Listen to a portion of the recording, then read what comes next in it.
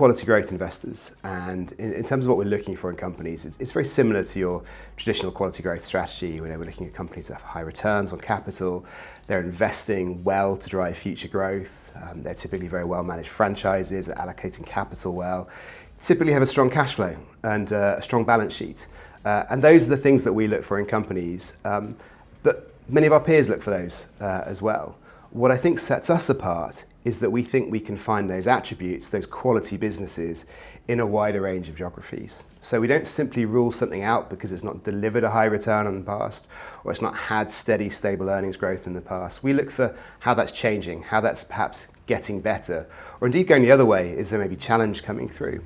And what this does is it opens us up to maybe companies that might be discounted by some of our peers, but it also opens up a wider range of sectors, companies in different geographies, different industries that might be neglected, that have the potential to become those future quality compounders that we can hold over a multi-year time horizon looking out into the future. It adds important diversification.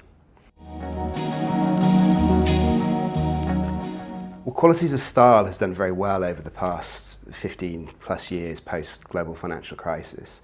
And really, why has that been? Well, there's been very little earnings growth out there in the market. There's been very little GDP growth out there in the market. Interest rates have been very, very low. And so people have run fairly concentrated portfolios exposed to a minimal number of sectors or industries and geographies. And that's been fine because that's really where the earnings growth has been coming through. But we're in a different environment now. You're starting to see country correlations fall.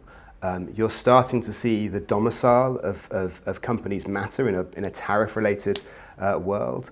But also there's much more opportunity out there. It's no longer just a US or a US tech story, but you're finding earnings growth potential in a wider range of geographies, in a wider range of industries. So being able to capture that, embed some diversification, I think you're getting the best opportunities out there, but you're also managing your risk at a portfolio level. That's why we really believe in diversification being important now. Well, diversification story sounds interesting, and it would be nothing though if it didn't add value or if it compromised the risk that you were looking for.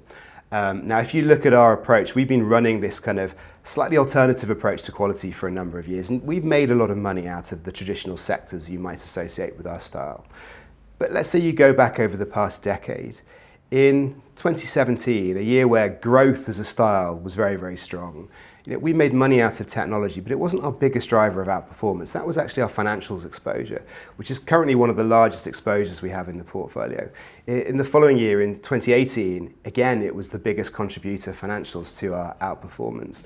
In the subsequent 2 years, even in 2020, when economies ground to a halt, financials was our second biggest contribution to alpha. So that diversification, it's a nice story, but it's not compromising the risk, and it's actually adding to performance. And perhaps most recently, 2024, a year where tech, the Magnificent Seven, the US kind of dominated. We made money out of these names. We got the call on NVIDIA right. But that wasn't our biggest contribution to outperformance. Our biggest contribution to outperformance was a US industrials business that has nothing to do with technology and has absolutely nothing to do with AI. It's a story of a leader in its field in an industry that's going through a period of consolidation, and that was our biggest driver of alpha last year. Importantly, it continues to add alpha this year as well.